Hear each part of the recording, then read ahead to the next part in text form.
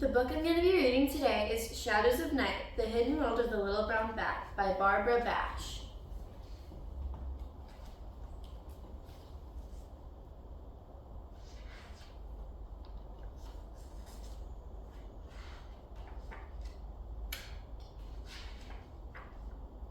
The evening sky deepens into night. Birds return to their roosts, and many other animals quietly nestle into their burrows. But some creatures are just waking up. Dark shapes flutter across the sky, suddenly turning, diving, swooping. Bats are beginning to hunt. This is the story of the little brown bat, one of the most common bats in North America. For its small size, this species has a very long lifespan, sometimes more than 30 years. Its scientific name is Myotis lucifugos. These Latin words mean mouse-eared and light-fleeing. It's springtime. A female little brown bat has recently emerged from a hibernation cave hidden deep in the woods. She has traveled nearly 100 miles in just 2 nights. A baby is growing inside her, and she is looking for the right place to give birth. At dawn, the female bat slips through the narrow opening at the top of an abandoned barn. Inside, she finds a maternity colony of hundreds of pregnant bats hanging from the rafters. She chooses her spot among them and falls asleep. All over North America, female bats are gathering inside barns, church steeples, attics, cellars, and chimneys, often unnoticed by the humans living nearby. 2 months later, the baby bat is ready to be born. During the birth, the mother turns herself head up, which is upside down for a bat. She hangs from her thumb claws and forms a basket with her tail membrane. The baby is born feet first and clutches immediately for a foothold with its well-developed toes, squirming and pushing to help the rest of its body emerge. As soon as the baby is born, the mother turns head down again and cradles the baby under her wing to nurse. As it drinks sweet, warm milk, she cuts the umbilical cord and grooms the baby carefully. During the first day, the baby bat clings to its mother, snuggled under her wing. Its body is covered with fine, silky hair, and its eyes are still closed. The baby grips its mother's fur tightly to prevent a fall. It also latches on her securely to her nipple as it nurses. If the mother is disturbed, she will carry her baby with her as she circles inside the dark barn.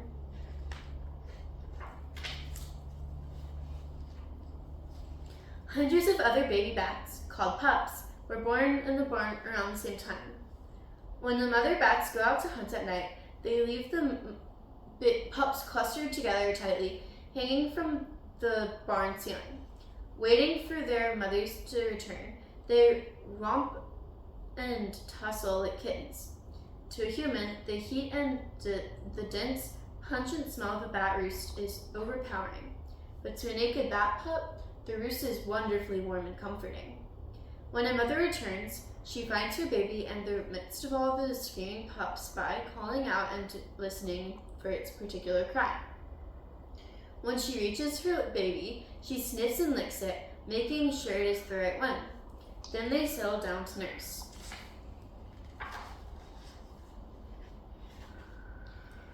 In about 3 weeks, the young bats are ready to fly. Their pink skin is now covered with soft brown fur, and their wings have grown much larger. The first attempts to fly around the barn are full of confusion. Jostling, squeaking pups are everywhere. One young bat manages to take off and fly to the other side without colliding with the others. But landing is harder. The pup doesn't know how to flip around at the end of its flight, so it lands head up and has to turn around awkwardly on the wall.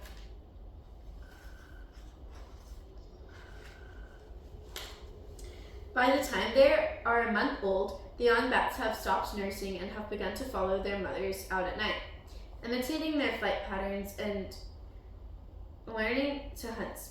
Now their young bats are almost full grown. Their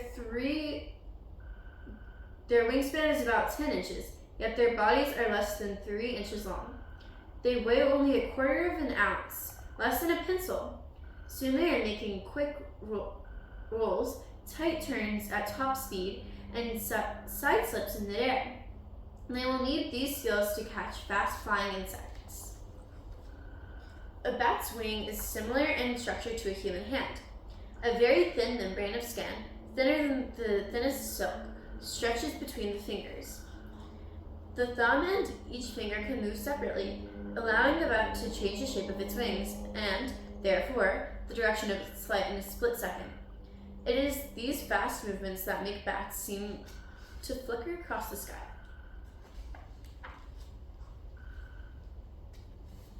Most people think that bats are blind, but little brown bats have eyes that allow them to see in dim light. Much more importantly is the bat's ability to see with its ears. As it flies, the bat makes a continuous clicking sound too high-pitched for humans to hear. By listening for the echoes from the clicks, the bat can instantly determine the size, speed, and the direction of objects in the dark. This process is called echolocation. Little brown bats use echolocation to hunt for their prey: moths, mayflies, mosquitoes, and beetles. On summer nights, bats like to fly over water where insects dart and circle. The bat scans an area a few yards ahead with sound waves clicking about 10 times a second. When it swoops on its prey, the clicking increases to a feeding buzz of about 200 clicks a second.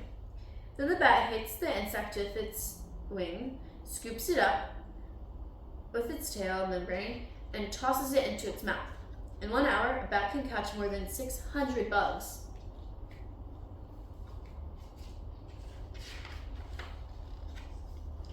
At dawn, after a long night of hunting, the bats return to their roost in the barn.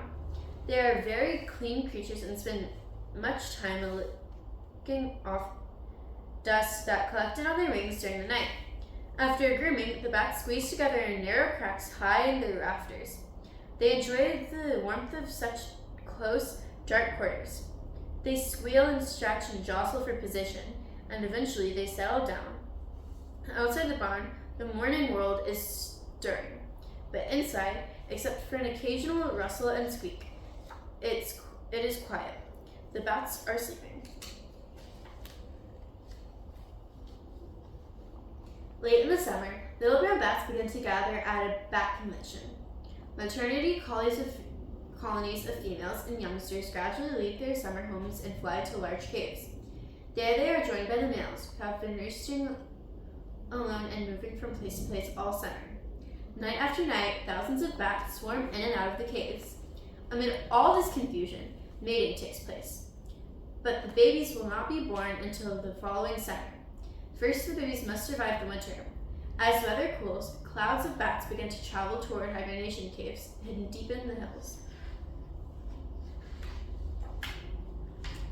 During the bat's long winter sleep, its heartbeat slows from about 400 beats a minute to under 25. At the same time, its body temperature falls to just above freezing. The bat is now in a state called deep torpor, which allows it to sleep for up to 3 months without stirring. While it hibernates, the bat lives off the fat stored in its body. In the hibernation caves, the bats cluster high up on the walls, snuggling together as their body temperatures drop. Before long, water droplets sparkle on their fur. Nothing moves. The cave world is silent as winter settles in. Little brown bats hibernate for about 6 months. During this time, they wake up only once or twice to urinate and sip water droplets from their fur. By the end of the winter, their coats are dull and matted, and their bodies are thin. Now it's springtime again, and the world outside the cave is coming to life.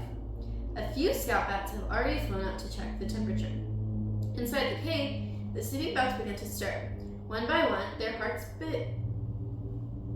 begin to beat faster, and their breathing quickens. One by one, their thin bodies shiver and their tiny bright eyes open. Slowly, a wing stretches out and is pulled back. Gradually, more wings extend and begin to flap. Finally, it's time to emerge.